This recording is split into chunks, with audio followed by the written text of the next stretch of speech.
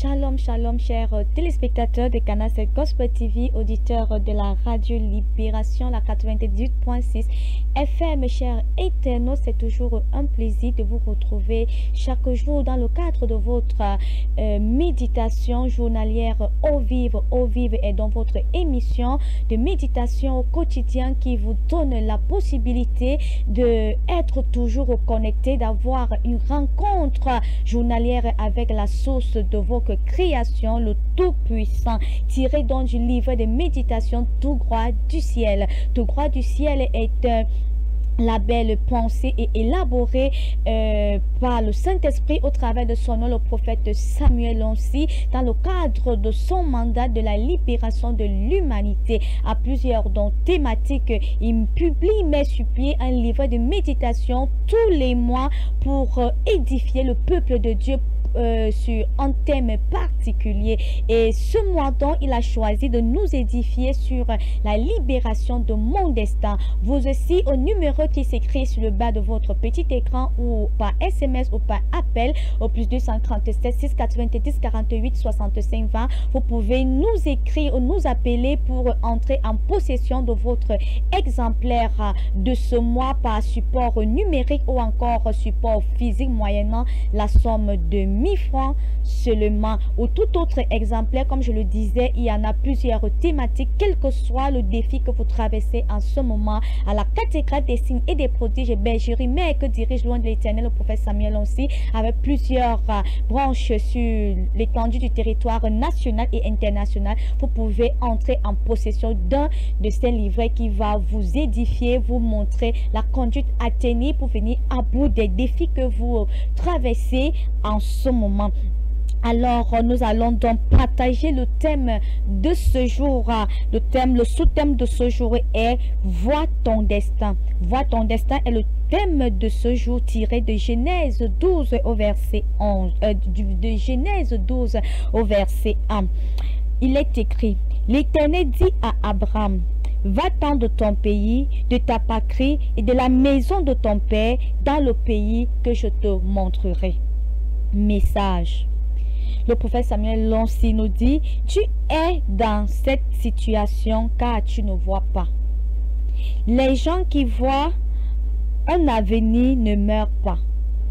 Le problème est que tu ne vois pas ton avenir, et si tu ne vois pas, tu ne pourras jamais avoir un avenir glorieux. Je sais qu'il est difficile pour toi de voir un avenir de façon claire. Mais c'est juste parce que tu ne veux le voir de toi-même. Non, c'est une erreur. Tu dois demander à Dieu de te montrer ton avenir. Tu ne peux pas de toi-même. Dans notre verset du jour, il est écrit, l'Éternel dit à Abraham, va-t'en de ton pays, de ta patrie et de la maison de ton père dans le pays que je te montrerai. Genèse 12 au verset 1. La seule chose qu'il faut faire est de se rassurer que Dieu soit avec toi. Puis, il faut voir ta terre promise. Ta terre promise est ton destin. C'est là où Dieu t'amène. Tu rencontreras des ennemis, des géants, des Amalécites, mais Dieu les renversera. Tu rencontreras le mur de Jéricho, qui te fera croire que tu ne peux pas traverser, mais Dieu le renversera. La vie est un voyage, mais tu dois connaître ta destination. Si tu es hors d'Égypte, tu entreras à Canaan. Tu ne mourras pas comme un chrétien frustré, mais tu seras un témoignage qui prouve que Dieu peut élever à partir de rien et amener quelque part. Tu ne tomberas pas dans le désert. Refuse de tomber sur le chemin. Alors, vois ton avenir. Ton avenir sera tellement grand. Tu seras une bénédiction. Pas seulement pour ta famille, mais pour des peuples. Tu as un grand destin. Tu ne mourras pas prématurément. Tu ne mourras pas sans voir ton lendemain. Le prophète Samuel Lonsi continue en disant, demande à Dieu de te faire voir ton lendemain. Si tu peux le voir, tu pourras le devenir. Si tu peux le voir, tu pourras l'obtenir. Si tu peux le voir, tu pourras l'avoir. Le problème est que tu ne vois pas. Que Dieu ouvre tes yeux et que tu vois ton avenir. Je ne sais pas si tu te poses certaines questions comme je le fais. Il y a des fois, je me demande pourquoi je suis ici. Quelle est ma mission sur la terre? Il y a des questions que tu dois te poser, dit le prophète Samuel aussi. Commence à te poser ces questions. Le Saint-Esprit te répondra. N'hésite pas seulement, n'existe pas seulement, mais vis afin de créer un changement. Amen. Une courte pause et on revient tout à l'heure.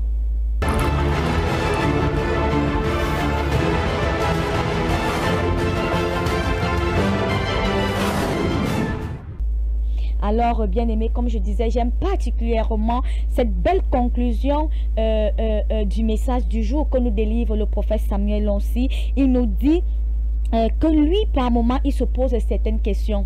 Il se demande pourquoi il est à l'heure actuelle à ce niveau dans la vie. Il cherche toujours à connaître davantage quelle est sa mission sur la terre. Et il nous exhorte à se poser ce genre de questions. Et quand on commence à poser les questions, il nous rassure que le Saint-Esprit va nous répondre. Amen. Et comme je le dis depuis le début du livre de méditation de ce mois, tu ne peux pas accomplir ton destin, tu ne peux pas entrer dans ton destin si tu ne te poses pas des questions, si tu ne rentres pas dans la parole de Dieu avec le désir de connaître qui tu es, avec le désir de savoir pourquoi tu existes sur la terre. Tu n'es pas juste un être vil, tu n'as pas apparu par magie. J'aime penser avec le peu de connaissances que j'ai de la parole de Dieu, j'ai fini par faire une conclusion que nous sommes des réponses à des sujets de prière sur la terre.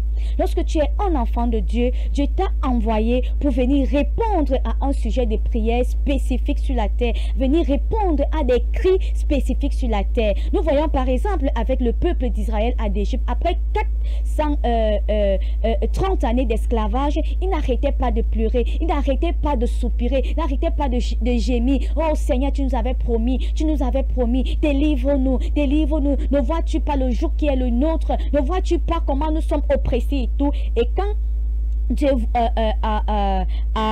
envoie Moïse, il dit à Moïse d'aller dire à son peuple, vos cris sont parvenus jusqu'à moi. Amen. Ça montre que tu es sur la terre parce que tu es venu accomplir. Il y a quelqu'un qui a gémi quelque part. Il y a quelqu'un qui avait pleuré. Il y a quelqu'un qui avait soupiré. Il y a un groupe de personnes, de peuples qui avaient... Il y a une nation même qui a crié. Alors Dieu t'a fait tisser dans le sang. Cela a poussé Dieu à te former dans le sein de ta mère pour que tu viennes répondre à ce sujet de prière. Pour que tu viennes essuyer les larmes de ses yeux. Alors il t'appartient à toi de rentrer dans le manuel de ta création, comme je le dis depuis le début de cette émission, qui est la parole de Dieu, et à poser des questions. Seigneur, quel est ce problème que tu m'as envoyé résoudre sur cette terre? Qui est cette personne qui avait pleuré ce jour? Qui est cette personne qui avait crié ce jour? Et lorsque Dieu va te révéler, alors tu sauras exactement quel est ton but sur la terre, et là tu pourras te mettre à œuvrer pour pouvoir accomplir le but pour lequel tu es né. Cela continue avec même le Seigneur Jésus. Après le fiasco du premier Adam dans le jardin d'Éden, Dieu promet un deuxième Adam qui va venir libérer l'humanité de ses souffrances, qui va venir libérer l'humanité de la mort. Mais de génération en génération, la promesse n'arrivait pas. La promesse tardait. Beaucoup ont prophétisé.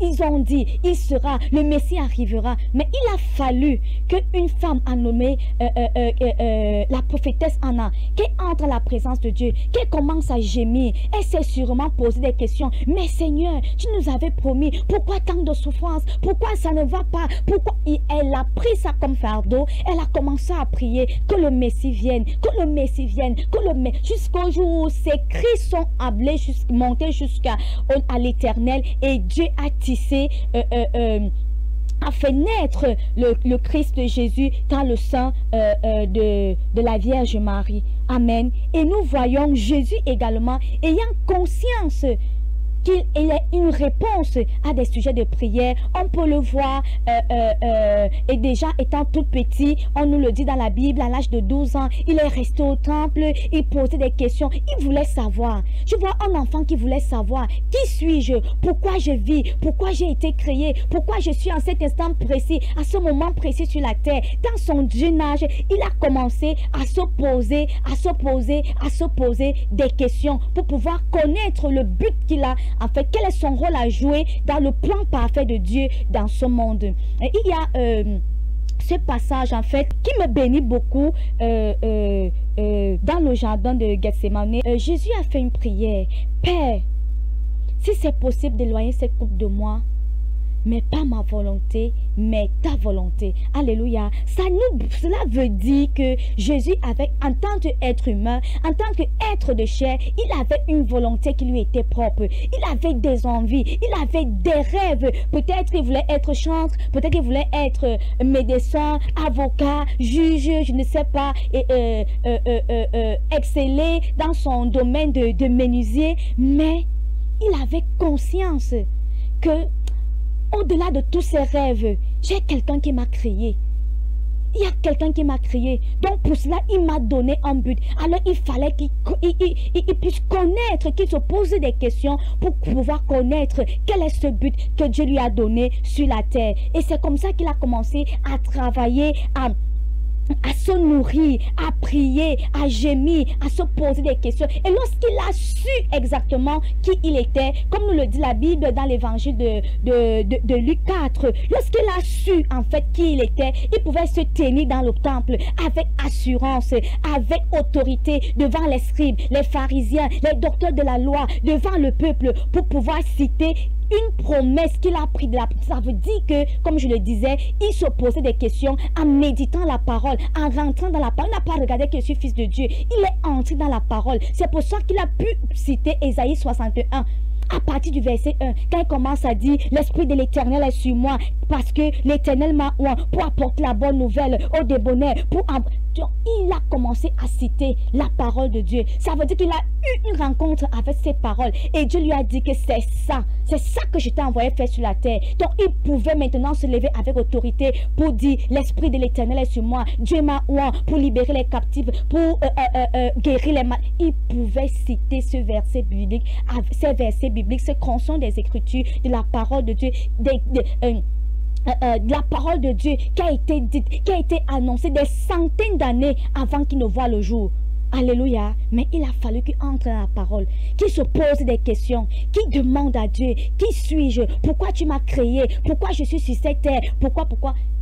C'est pour ça. Donc, c'est comme ça qu'il a pu entrer en connaissance de ce qu'il était, et il a commencé à marcher en étroite collaboration avec cela. Il a dû abandonner ses envies de chantre, ses envies de menuisier, ses envies, toutes ses envies d'être de chair, d'être humain, de sa volonté propre qu'il avait. Il a dû l'abandonner pour poursuivre la volonté de Dieu. C'est pourquoi il a dit, ma nourriture est de faire la volonté de celui qui m'a envoyé et d'accomplir son œuvre. Ce n'était plus sa volonté.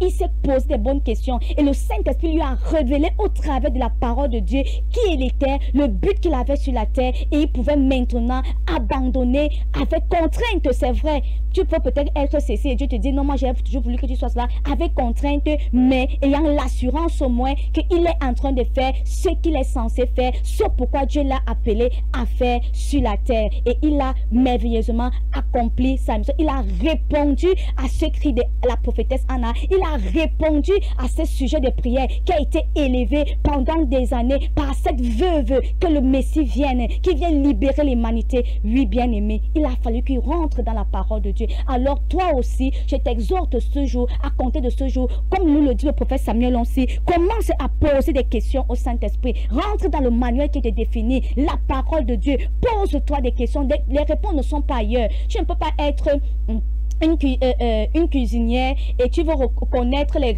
ton manuel de fonctionnement qui te définit dans la maison techno. Non, ça ne se passe pas comme ça. Tu as quelqu'un qui t'a créé, il a donné un canevas, la parole de Dieu. C'est dans cette parole de Dieu, en te posant des bonnes questions, en posant les bonnes questions au Saint-Esprit, en méditant la parole, peut-être par un enseignement que tu seras en train d'écouter dans la parole de Dieu à l'église un jour, peut-être par cette même parole, il y a une voix qui sortira de là et tu sauras que voici la réponse. Tu sauras quel est ce point de prière, quels sont ces cris qui ont été montés ce jour-là, jusqu'au point où Dieu t'a tissé dans le sang de ta mère et t'a envoyé dans cette famille, et t'a envoyé dans cette nation, et t'a envoyé dans cette ville, et t'a envoyé dans cette race pour venir résoudre. Amen. Donc, je vous laisse avec ces questions ce jour. Rentre dans la parole de Dieu et pose-toi cette question. Est-ce que la vie que je mène aujourd'hui est en réponse à ce sujet de prière qui a été élevé ce jour-là? Ce sujet de prière qui a poussé Dieu à me tisser sur le sein de ma mère. Est-ce que la vie que je mène aujourd'hui est en étroite collaboration?